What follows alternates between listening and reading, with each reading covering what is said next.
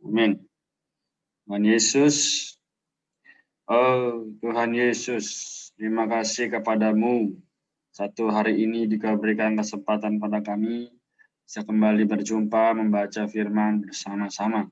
Biarlah kami saling menguatkan, juga kami bisa mengenal firman-Mu adalah roh dan hidup ini, bahwa kami semakin mengasihi-Mu, karena segala sesuatu berasal daripadamu Tuhan, maka hidup kami pasti Dikau jaga.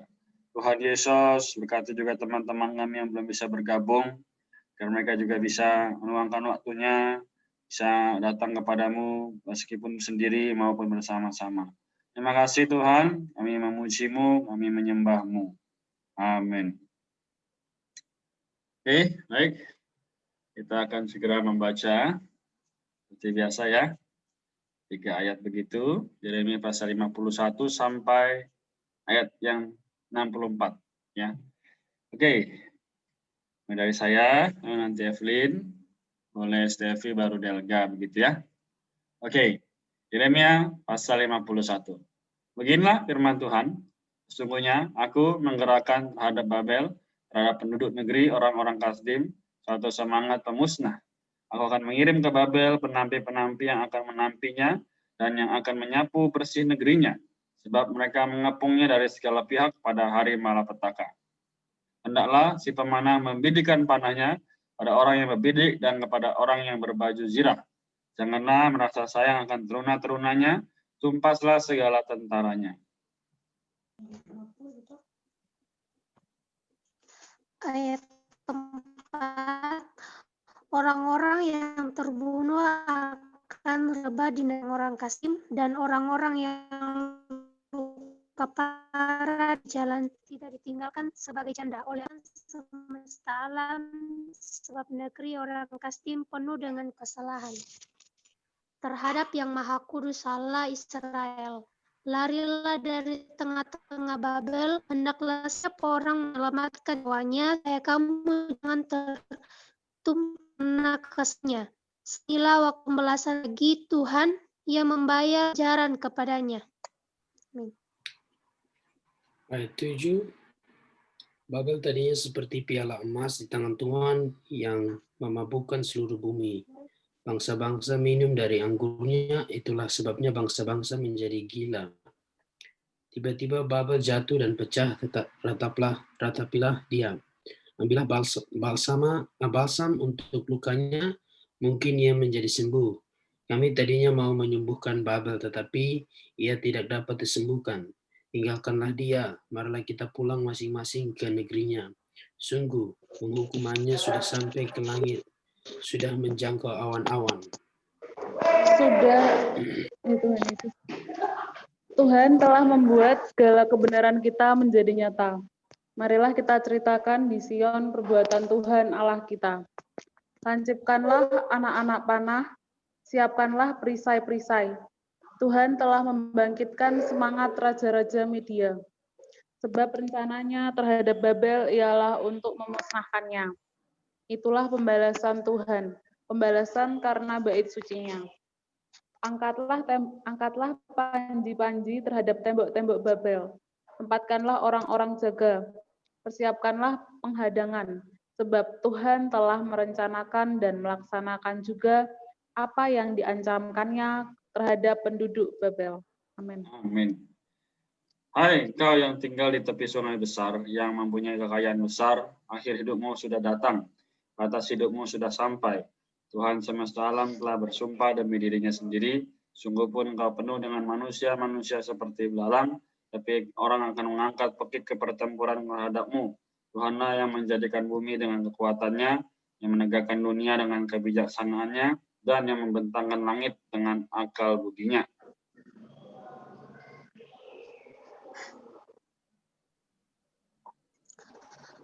Ayat 16, memperdengarkan suaranya, menderulah bunyi air di langit. Ia menaikkan kabut tahu ujung bumi, kilat serta dengan hujan, dan mengeluarkan angin dari pembendaharanya. Setiap manusia ternyata bodoh, tidak berpengetahuan, dan setiap pandai emas akan akan menjadi malu karena patung buatannya, sebab patung buatannya itu adalah tipu. Tidak ada nyawanya di dalam. Semuanya adalah kesia-siaan, pekerjaan yang menjadi buah ejakan, dan yang akan binasa pada waktu dihukum. Ayat 19. Tidaklah begitu dia yang menjadi bagian Yakub, sebab dialah yang membentuk segala-galanya, dan Israel adalah suku miliknya. Namanya ialah Tuhan semesta alam. Engkau tadinya adalah palu godam bagiku, senjata perang. Dengan engkau aku menghancurkan bangsa-bangsa, dan engkau aku memusnahkan kerajaan-kerajaan. Dengan engkau aku menghancurkan kuda dan pengendaranya. Dengan engkau aku menghancurkan kereta dan penunggangnya.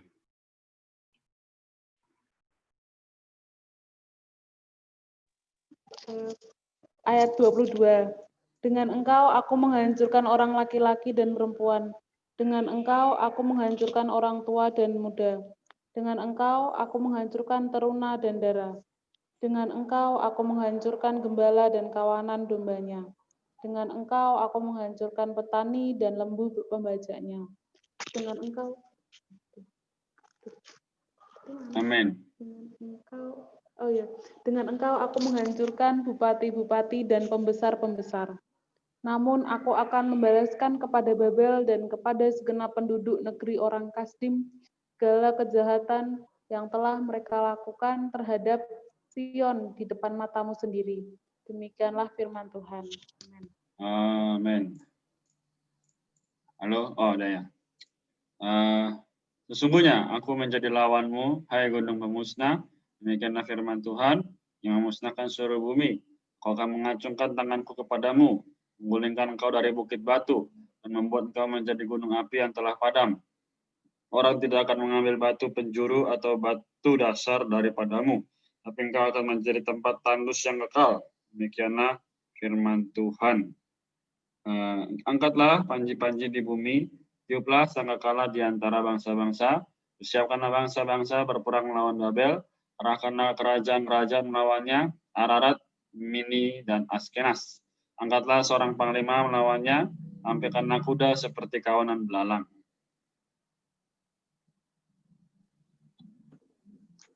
Ayat 28, persiapkanlah bangsa-bangsa berperang melawannya, raja-raja Media berserta bupati-bupati dan pembesar-pembesarannya, dan setiap negeri yang dibawa kuasanya. Bumi berguncang dan bergetar, sebab rancangan Tuhan terhadap Babel sedang terlaksana, yakni untuk membuat negeri Babel menjadi tempat tandus yang tidak berpenduduk. Pahlawan-pahlawan Babel telah berhenti berperang, mereka tinggal duduk di kubu-kubu pertahanan, kegagahan keberanian mereka sudah lenyap. Mereka sudah menjadi seperti perempuan, tempat-tempat ditinggal sudah terbakar, palang-palang pintunya sudah patah. Amin. Ayat 31. Pesuruh-pesuruh cepat berlari susul menyusul, pembawa-pembawa kabar susul menyusul untuk mengabarkan kepada Raja Babel bahwa kotanya telah direbut dari segala penjuru. Tempat-tempat penyeberangan telah diduduki, benteng-benteng pertahanan telah dihanguskan dengan api. Prajurit-prajurit telah menjadi gempar. Sebab beginilah firman Tuhan semesta alam, Allah Israel, Putri Babel adalah seperti tempat pengerikan pada waktu orang menginjak-injaknya. Sedikit waktu lagi akan datang waktu panen baginya. Amin. Ayat 34. Aku dimakan habis, dihamburkan oleh Nebukadnezar, Raja Babel. Diletakkan seperti mangkuk yang kosong. Ia menelan aku seperti ular naga. Ia memenuhi perutnya dengan pengananku yang enak-enak. Ia membuangkan aku. Biarlah penggagahan dan penghancuran atasku tertimpa kepada Babel. Begitulah hendaknya berkata penduduk Sion. Biarlah darahku tertimpa kepada penduduk negeri orang Kasdim. Begitulah hendaknya berkata Yerusalem. Sebab itu beginilah firman Tuhan. Sesungguhnya aku akan memperjuangkan perkaramu dan akan melakukan pembalasan untukmu. Aku akan mengeringkan lautnya dan akan mengersangkan sumber airnya.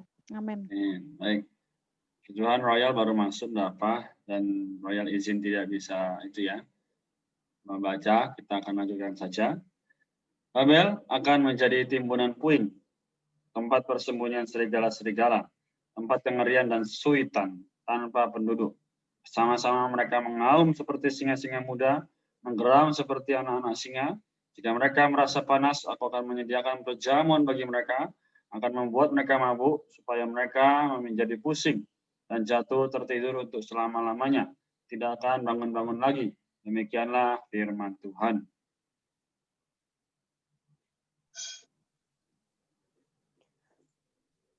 Ayat 4.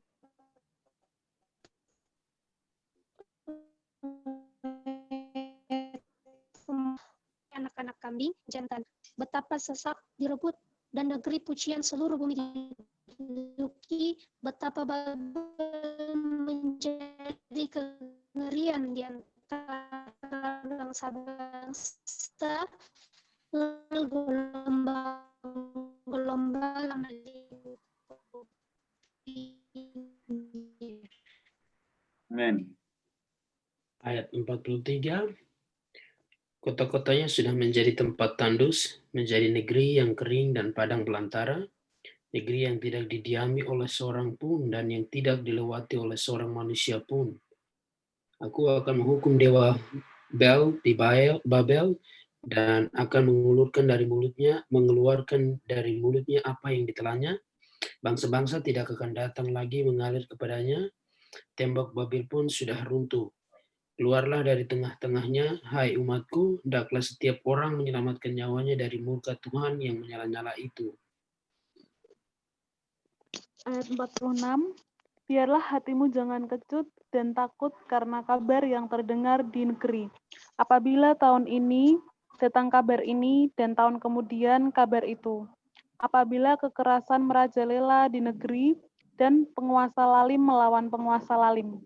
Sebab itu sesungguhnya waktunya akan datang bahwa aku akan menghukum patung-patung Babel. Seluruh negerinya akan menjadi malu dan semua orangnya akan terbunuh. Dan semua orangnya yang terbunuh akan rebah di tengah-tengahnya. Maka langit dan bumi serta segala apa yang ada di dalamnya akan bersorak-sorai tentang Babel, apabila dari utara datang kepadanya para perusak itu. Demikianlah firman Tuhan. Amin.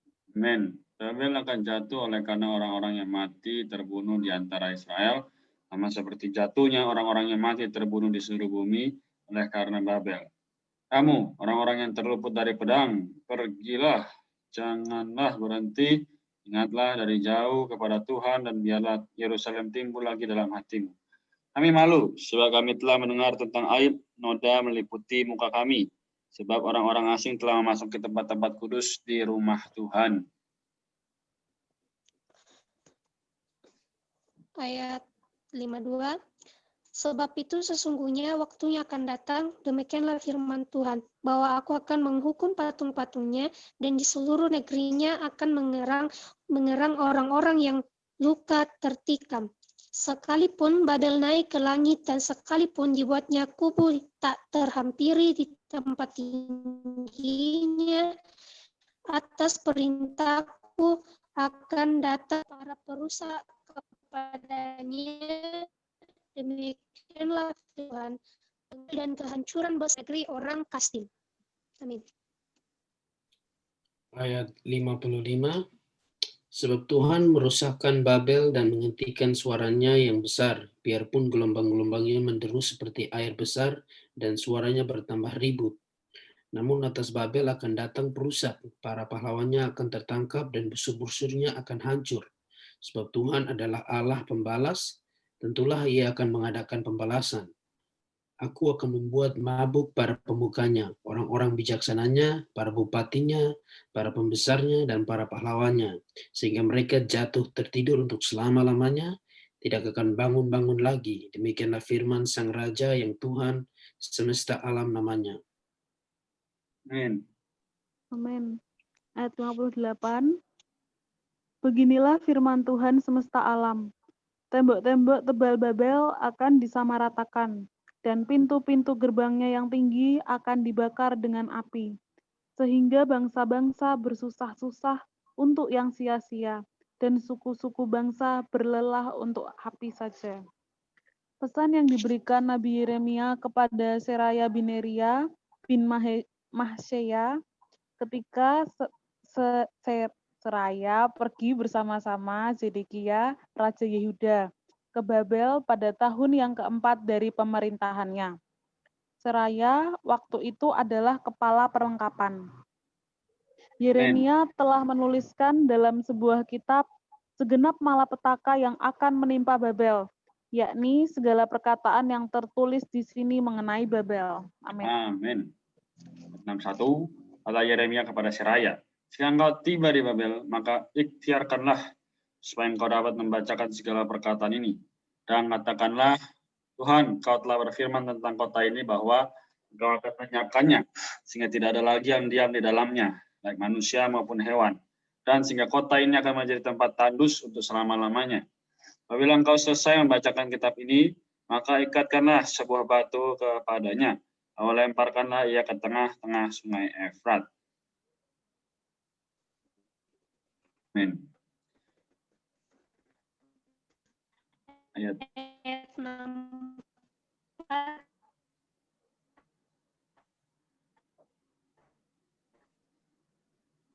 Amin. Oke. Amin.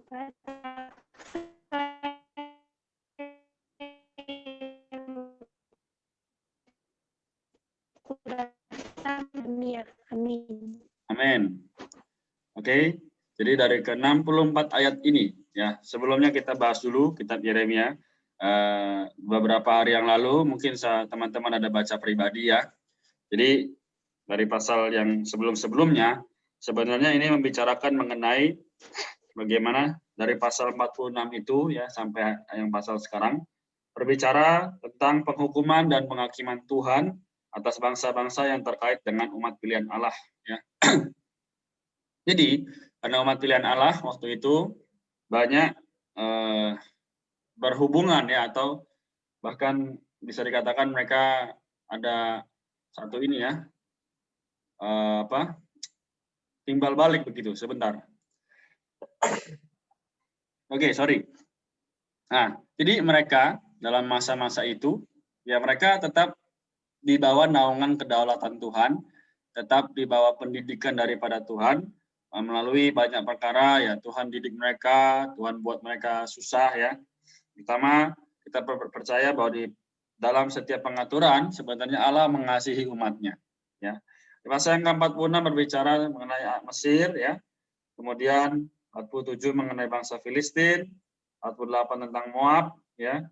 Kemudian 49 tentang Bani Amon, ya. Atas Edom, kemudian Damsyik, atas Kedar juga kerajaan Hazor, atas Elam, pasal 50 atas Babel ya. Nah, Babel ini dibahas sampai ke pasal yang 51. Jadi mengenai Babel kita seharusnya tahu bahwa ini adalah lambang dari dunia hari ini. Ya. The world where is our living. Jadi dunia hari ini yang kita tinggali juga bisa dikatakan sebagai Babel. Mengapa? Katakan tadi ayat yang pertama, sesungguhnya aku akan menggerakkan terhadap Babel, terhadap penduduk negeri orang-orang Kasdim, satu semangat pemusnah. Ya, jadi hari ini sebenarnya Tuhan juga sedang melakukan pemusnahan ini secara tidak langsung. Ya, jadi berbagai macam musibah, ya, bencana alam dan sebagainya. Juga sebenarnya kalau kita bisa lihat dan telusuri baik-baik, ini juga adalah satu teguran ya bagi dunia ini karena begitu banyaknya mereka meninggalkan Allah. Oke, baik teman-teman sekalian, ini ya kita perlu melihat dengan jelas bahwa hari ini kita bisa menyadari Tuhan mengasihi kita, Tuhan memberkati kita, oleh karena dirinya terus-menerus membawa kita maju. Ya, kemudian yang kita tahu adalah di ayat yang ke ini, ayat yang ke-33 ya. Sebab beginilah firman Tuhan semesta alam Allah Israel, Putri Babel adalah seperti tempat pengirikan pada waktu orang menginjak-injaknya, sedikit waktu lagi akan datang waktu panen baginya. Nah, pasti kan kita bingung, itu apa hubungannya dengan saya? Kok saya nggak ngerti, saya nggak ada hubungannya kayaknya. Jangan salah teman-teman ya. Justru pewahyuan atau yang Yeremia nampak pada pasal ini adalah bagaimana Tuhan itu akan segera menghancurkan atau meluluh lantahkan segala sesuatu yang bukan Allah. Kita lihat di ayat yang ke-58 ya. Kita langsung saja karena semua membahas itu. Ayat 58 berkata, "Inilah firman Tuhan semesta alam, tembok-tembok tebal Babel akan disamaratakan dan pintu-pintu gerbangnya yang tinggi akan dibakar dengan api, sehingga bangsa-bangsa bersusah-susah untuk yang sia-sia dan suku-suku bangsa berlelah untuk api saja." Nah, sekarang sebetulnya sudah ternyata. Dari mana? Karena semua orang mengejar uang, mengejar bisnis. Apapun itu dikejar. Kekayaan dan sebagainya. Namun apa? Semuanya akan menjadi sia-sia bukan nantinya. Ya, semuanya akan hanya api, terbakar. Yeremia sangat concern tentang hal ini. Karena apa? Karena dia kenal firman Allah, karena dia tahu firman Allah. Ya. Jadi, teman-teman sekalian, jangan sampai kita terkecoh, wah teman-temanku sudah bisa begini, teman-temanku sudah bisa begitu, sedangkan aku di sini masih dalam kondisi yang biasa-biasa saja. Wah, aku nggak pernah hidupnya merasakan wah gitu. Nah, teman-teman, ini adalah apa? Sebenarnya Tuhan mengasihi kita. Dia memberikan dirinya sendiri. Coba kita tanya kepada teman-teman kita yang mereka di Babel, ya tanda kutip, in Babylon, ya di dalam dunia. Pernahkah kamu memiliki waktu pribadi yang intim dengan Tuhan? Pernahkah kamu bisa berdoa, ya mengucap syukur dengan leluasa kepada Tuhan? Saya punya pengalaman, teman saya juga sulit, ya demikian. Amin. Haleluya. Jadi pembicaraan kita, pembahasan Yeremia sampai di sini. Katakan di ayat yang terakhir, sambil berkata, beginilah Babel akan tenggelam dan tidak akan timbul-timbul lagi, karena malapetaka yang kudatangkan atasnya, supaya disinilah perkataan-perkataan Yeremia. Amin. Haleluya. Ada pertanyaan sampai sini? Amin. Kak mau tanya, Babel yang sekarang tuh apa sih? Maksudnya ada di mana? Maksudnya daerahnya gitu? Apa Mesir? Apa padang gurun Mesir sekarang yang benar-benar tandus itu? Oke, good question. Jadi kan ini adalah kalau di Perjanjian Lama, iya benar di sana. Namun di dalam hari ini kita kan hidup di dalam New Testament ya, Perjanjian Baru. Nah, Babelnya adalah seluruh dunia ini, ya. Karena Babel itu kan yang memecah belah. Dia, aku ingin lebih tinggi, aku ingin menyamai yang maha tinggi. Nah, akhirnya apa? Dipecah belah semua. Akhirnya Babel itu di mana? Di mana-mana. Di mana di situ tidak ada yang cinta Allah, dari situ Babel. Gitu. Jadi tidak ada kota fisiknya. Tapi ini sudah menjadi perlambangan, begitu. Ya. Oh iya, ya. Makasih Kak. Siap, sama-sama. Tapi kalau mau dicari nanti boleh ke tanah sana. Ya. Amin. Ada lagi pertanyaan? Kalau tidak ada, semoga jelas apa yang tadi disampaikan ya. Buat teman-teman yang nanti melihat video ini juga diterangi, dibawa mengenal bahwa we must live in Christ, not in the Babylon. Ya, kita harus tinggal dalam Kristus, bukan dalam Babel ataupun yang seperti itu. Ya, oke. Kalau begitu kita lanjut dulu supaya tidak terlalu makan waktu. Kitab Ibrani pasal 11.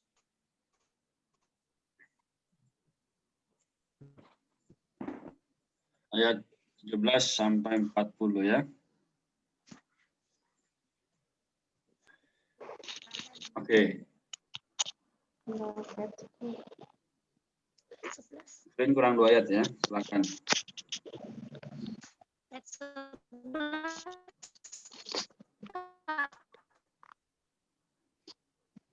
Ayat berapa ya, Kak? Ayat 17 sampai 40. Oh, ya. firman Tuhan di sini. Karena iman maka Abraham tak kala ia dicobai mempersembahkan Ishak, ia yang telah menerima Injil itu rela mempersembahkan anaknya yang tunggal, walaupun kepadanya telah dikatakan keturunan yang berasal dari Ishaklah yang akan disebut keturunanmu. Amin. Ayat 19. Karena ia berpikir bahwa Allah berkuasa membangkitkan orang-orang sekalipun dari antara orang mati, dan dari sana ia seakan-akan telah menerimanya kembali. Karena iman, maka Ishak sambil memandang jauh ke depan memberikan berkatnya kepada Yakub dan Esau.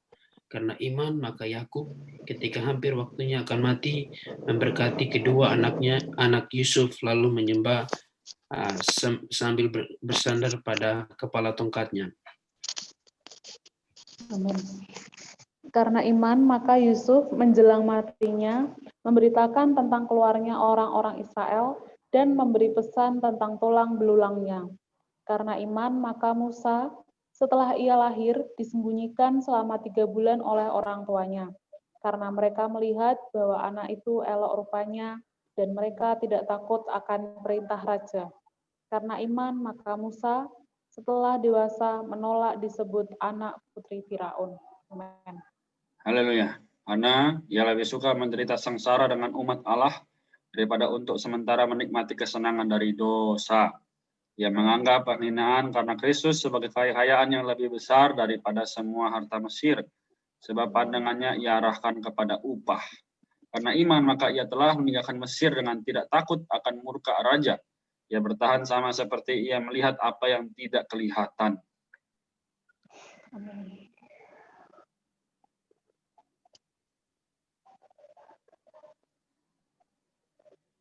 Apa ya? 28. Amin.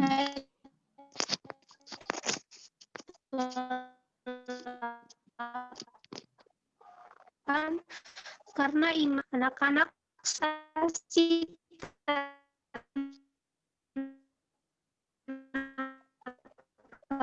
sedang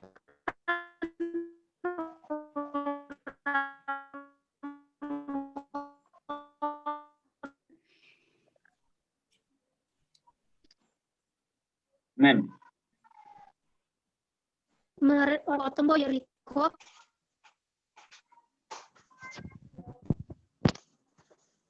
Amin. 31 ya. Ada Stevi. Oke, 31. Karena iman maka Rahab perempuan sundal itu tidak turut binasa bersama-sama dengan orang-orang durhaka karena ia telah menyambut pengintai-pengintai itu dengan baik. Dan apakah lagi yang harus aku buat, sebab aku akan kekurangan waktu apabila aku hendak menceritakan tentang Gideon, Barak, Simpson, Yefta, Daud, dan Samuel dan para nabi, yang karena iman telah menaklukkan kerajaan-kerajaan, mengamalkan kebenaran, memperoleh apa yang dijanjikan, menutup mulut singa-singa, Memadamkan api yang dahsyat. Mereka telah luput dari mata pedang, telah beroleh kekuatan dalam kelemahan, telah menjadi kuat dalam peperangan, dan telah memukul mundur pasukan-pasukan tentara asing. Ibu-ibu telah menerima kembali orang-orangnya yang telah mati sebab dibangkitkan. Tetapi orang-orang lain membiarkan dirinya disiksa dan tidak mau menerima pembebasan, supaya mereka beroleh kebangkitan yang lebih baik. Ada pula yang diejek dan didera, bahkan yang dibelenggu dan dipenjarakan. Amin. Amin. Mereka dilempari, digergaji, dibunuh dengan pedang. Mereka mengembara dengan berpakaian kulit domba dan kulit kambing sambil menderita kekurangan, kesesakan, dan siksaan. Dunia ini tidak layak bagi mereka. Mereka mengembara di padang gurun dan di pegunungan, dalam gua-gua dan celah-celah gunung. Dan mereka semua tidak memperoleh apa yang dijanjikan itu, sekalipun iman mereka telah memberikan kepada mereka suatu kesaksian yang baik. Amin.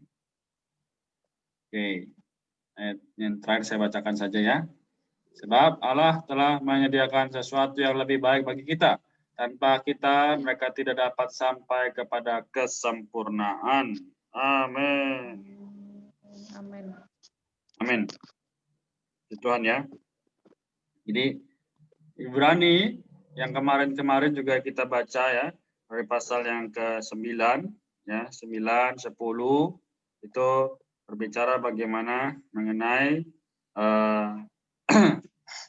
Tuhan sebagai persembahan itu ya, sehingga kita bisa sampai hari ini diselamatkan dan memperoleh segala sesuatu yang positif ya.